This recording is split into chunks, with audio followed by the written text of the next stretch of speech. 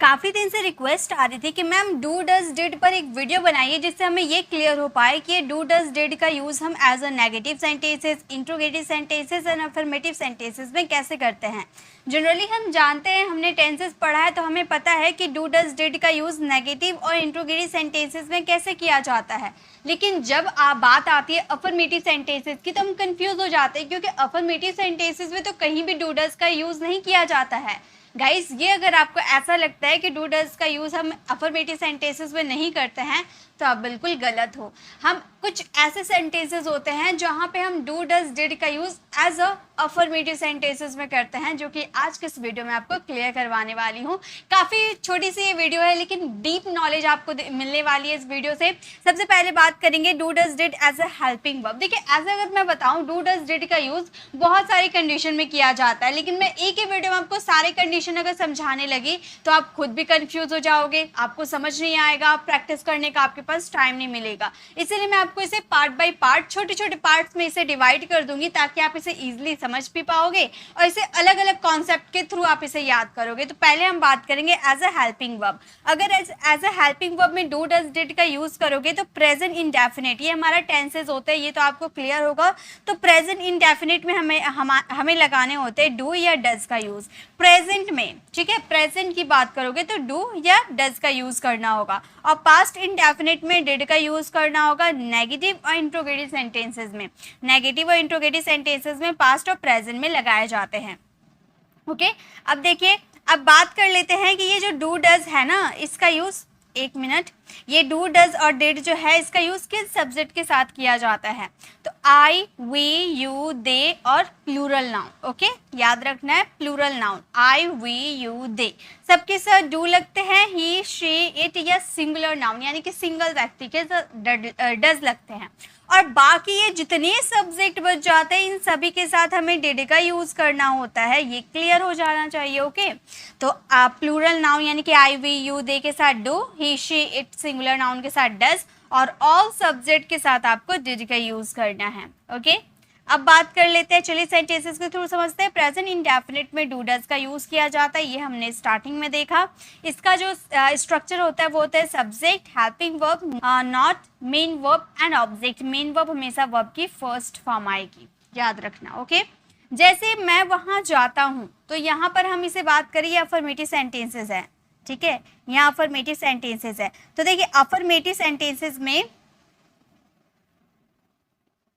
देखिए, affirmative sentences में यहाँ पे जो आपको अफर्मेटिव, प्रेजेंट इंडेफिनिट के अफर्मेटिव सेंटेंसेस में हम डू डज का यूज नहीं करते, ये सिर्फ नेगेटिव सेंटेंसेस और इंट्रोगेटिव सेंटेंसेस में यूज होता है। याद रखिएगा, प्रेजेंट इंडेफिनिट की अगर आप बात करते हो तो उसके नेगेटिव और इंट्रोगेटिव सेंटेंसेस में हमेशा डू डज लगते हैं। ठीक है, तो अफर्मेटिव सेंटेंसेस में हम डू डज का यूज नहीं करेंगे, हम बोलेंगे आई गो देयर, आई गो देयर, मैं वहाँ जाता हूँ। लेकिन जब इसके नेगेटिव में आप आओगे, मैं वहाँ नहीं जाता हूँ, मैं वहाँ नहीं जाता हूँ, नहीं यानी कि आप नेगेटिव की बात कर रहे हैं, तो I dash not go there, I के साथ क्या लगेंगे? यहाँ पे मैंने आपको बताना आई के साथ क्या लगा है, डू या डज, ये आपको मेरे साथ बनाते हुए चलना है। ठीक है, तो आई जो हमारा होता है ये फर्स्ट पर्सन सिंगुलर होता है, तो सिंगुलर समझ के काफ़ी स्टूडेंट ये समझते हैं कि ये तो सिंगुलर है यानी कि डज का यूज कर दे, तो गाइस बिल्कुल नहीं। अगर आप बात करते हो प्लूरल नाउन की, ठीक है, प्लूरल नाउन हो या फिर फर्स्ट पर्सन सिंगुलर हो, ठीक है, या फिर फर्स्ट पर्सन सिंगुलर हो, इसके साथ डू लगते हैं। बाकी थर्ड पर्सन सिंगुलर जो बच जाते हैं उसके साथ डज लगते हैं। तो प्लूरल नाउन या फर्स्ट पर्सन सिंगुलर नाउन के साथ आपको डू लगाने हैं। I do not go there, जिसे कॉन्ट्रैक्शन में हम आई डोंट कहते हैं ना, डू नॉट का कॉन्ट्रैक्शन डोंट कहते हैं, I don't go there. Okay, मैं, वह वहाँ जाती है, she goes there. Affirmative sentences इसका नेगेटिव में आएंगे, वह वहाँ नहीं जाती है, नहीं यानी कि negative, she dash not go there, तो शी के साथ क्या लगाएंगे? शी यानी कि वह है, वह यानी कि हाँ, मैं और आप फर्स्ट पर्सन और सेकंड पर्सन हो गए, वह क्या हो गया? थर्ड पर्सन हो गया, यानी कि थर्ड पर्सन। सी हमारी थर्ड पर्सन है, इसके साथ हमेशा डज का यूज किया जाता है। She does not go there, does not का कॉन्ट्रैक्शन डजंट होता है। ओके, डू नॉट का कॉन्ट्रैक्शन डोंट और डज नॉट का कॉन्ट्रैक्शन डजंट होता है। आगे देखिए, अब हम बात करते हैं पास्ट इंडेफिनेट में ऑल सब्जेक्ट के साथ डिड का यूज करना होता है। स्ट्रक्चर होते हैं हमारे subject, helping verbs, note, main verb and object. Main verb हमेशा वर्ब की फर्स्ट फॉर्म आती है। ओके जैसे मैं वहां गई, तो मैं वहां गई अफर्मेटिव सेंटेंसेस है, तो इसका स्ट्रक्चर क्या होता है, सब्जेक्ट होता है, वर्ब की सेकेंड फॉर्म होती है एंड ऑब्जेक्ट होता है ना। पास्ट इंडेफिनेट के अफर्मेटिव सेंटेंसेस का स्ट्रक्चर यही होता है, आई वेंट देयर।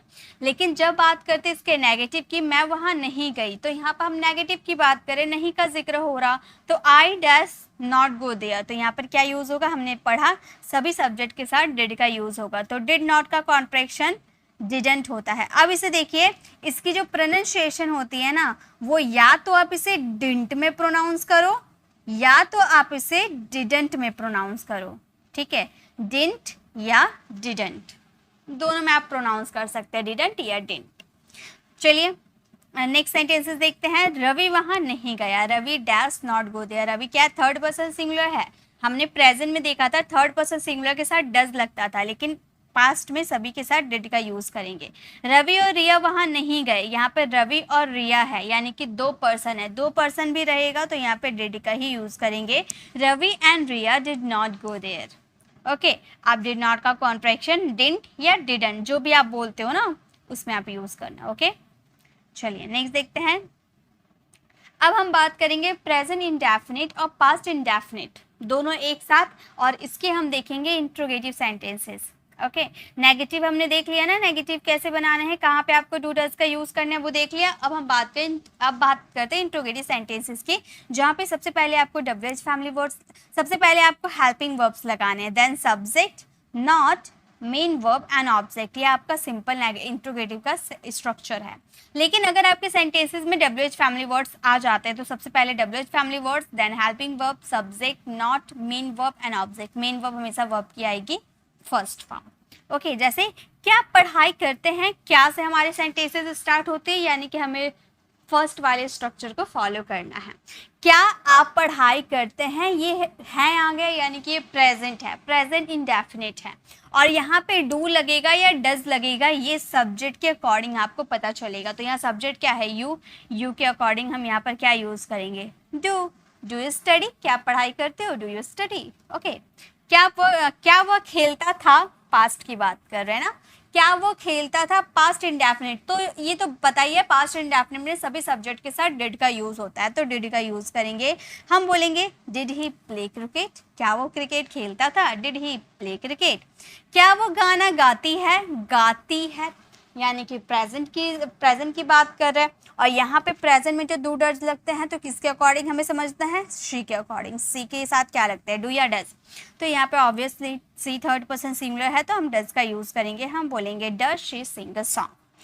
क्या आप पढ़ाई नहीं करते हो, ये सेंटेंस आप फ्रेम करना, यहाँ पर डू लगेगा ना डज लगेगा, ये आप मुझे कॉमेंट में बताना। ओके तो यहाँ पे हमने बात कर लिया कि पास्ट इंडेफिनिट और प्रेजेंट इंडेफिनिट, यानी कि बात कर लो helping verb do does did का नेगेटिव फॉर्म और इंट्रोगेटिव सेंटेंसेस कैसे बनाए जाते हैं, ये आपको समझ में आ गया। अब मैंने जैसा कि आप लोगों से प्रॉमिस किया था कि इसके अफर्मेटिव सेंटेंसेस भी बताऊंगी, तो चलिए अफर्मेटिव सेंटेंसेस को देखते हैं। तो देखिए डू डज डिड का यूज अफर्मेटिव सेंटेंसेस में किया जाता है कब, जब टू ऐड इम्फसाइज, यानी कि जब अपने सेंटेंसेस में कुछ इम्फसाइज करना होता है, यानी कि जोड़ देना होता है।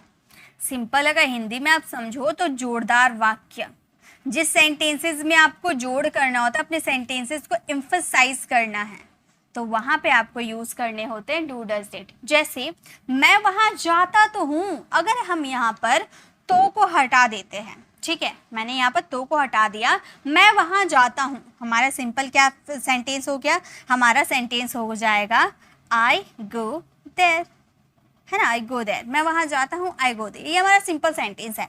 लेकिन ये सेंटेंसेस में अगर मैंने यहाँ पर जोड़ दे दिया, यानी कि यहाँ पर तो रहा, मैं वहां जाता तो हूँ, अभी मैंने सिंपल बोला मैं वहां जाता हूँ, आई गो देयर।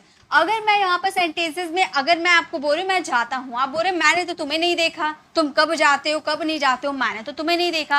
अब मैं हो गई गुस्सा और मैंने सेंटेंसेस में जोड़ देकर बोला अरे भाई मैं जाती तो हूँ, यानी कि तो हूँ हम सेंटेंसेस में लगा दे, यानी कि हमारे सेंटेंसेस में हम जोड़ दे रहे हैं, मैं वहां जाती तो हूँ, सेंटेंसेस में जोड़ दे रहे हैं, इम्फसाइज कर रहे हैं, यानी कि ये सेंटेंसेस में डू का यूज करना है। हम बोलेंगे आई डू गो देयर, अगर आप अपने सेंटेंसेस के पॉजिटिव सेंटेंसेस यानी कि जिसे हम अफर्मेटिव सेंटेंसेस कहते हैं, अगर आप अफर्मेटिव सेंटेंसेस में डू डज का यूज करते हो तो आगे वाले पर्सन समझ जाएगा कि आप अपने सेंटेंसेस में जोड़ दे रहे हो।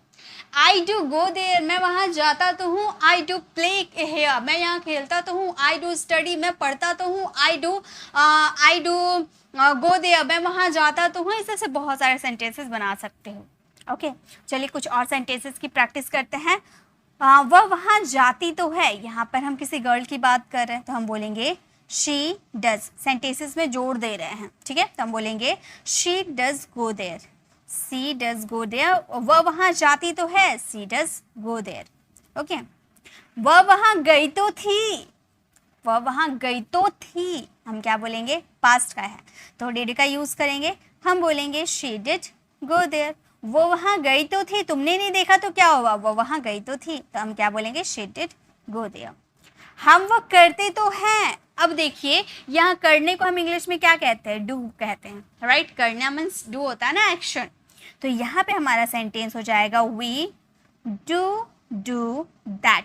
अब कई बार क्या होता है ना स्टूडेंट, एक ही सेंटेंसेस में दो बार दो बार आप डू डज या फिर दो बार आप डिड डू यूज कर देते हो, तो आपको लगता है ये तो गलत है।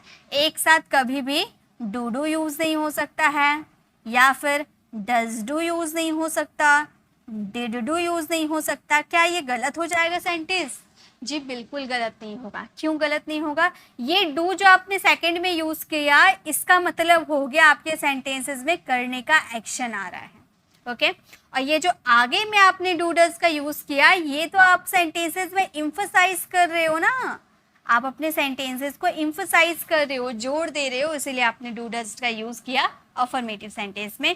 वी डू दैट, यानी कि डू का यूज आपने इम्फसाइज करने के लिए किया, फिर डू का यूज आपने करने के सेंस में किया। ओके, मैंने वो किया तो था, ये सेंटेंस आप फ्रेम कीजिएगा और इसका आंसर कमेंट में दीजिएगा। ओके, तो आज के बाद अगर आप देख लेते हो डू एक साथ है, डज डू एक साथ है या डिड डू एक साथ है, तो आप समझ जाना कि सेंटेंसेस में एक डू का मतलब करने का सेंस आ रहा और एक डू डज डिड का मतलब आप अपने सेंटेंसेस में इम्फसाइज कर रहे हो। ओके, अब जो मैंने होमवर्क दिया उसे तो करिएगा, साथ में एक और होमवर्क है आप लोगों के लिए।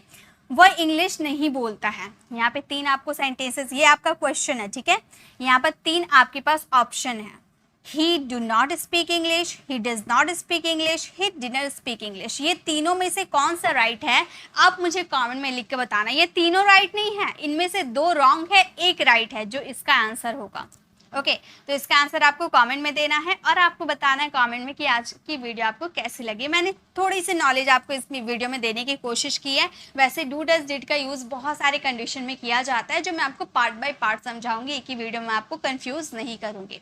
ओके, तो आज की क्लास कैसी लगी कमेंट में ज़रूर बताइएगा। अच्छी लगी तो लाइक कीजिएगा, अपने फ्रेंड फैमिली को ज़रूर शेयर कीजिएगा। और इसी तरह से अगर आप टेंसेस नहीं सीखे हो, क्योंकि इसके लिए टेंसेस सीखना बहुत ज़्यादा ज़रूरी है, तो टेंसेस नहीं सीखे हो तो लेफ्ट साइड क्लिक करके आप हमारी टेंसेस वाली वीडियो को ज़रूर विजिट कीजिएगा और राइट साइड क्लिक करके आप हमारे प्लेलिस्ट में जाकर जिस भी टॉपिक पे आपको कन्फ्यूज़न है या फिर आपको ये यूजेस पता है डू डज के और आप इससे आगे सीखना चाहते हो, तो मैंने डू डज पे वीडियो बना रखी हूँ बहुत सारे यूजर्स के साथ। एक ही वीडियो में बहुत सारे यूजर्स डू डज डिड के बना रखी हूँ, तो आप सर्च करोगे ना do does did, use of do does did by pre English classes, आपको मिल जाएगा बहुत सारे डू डज डिड पे वीडियो।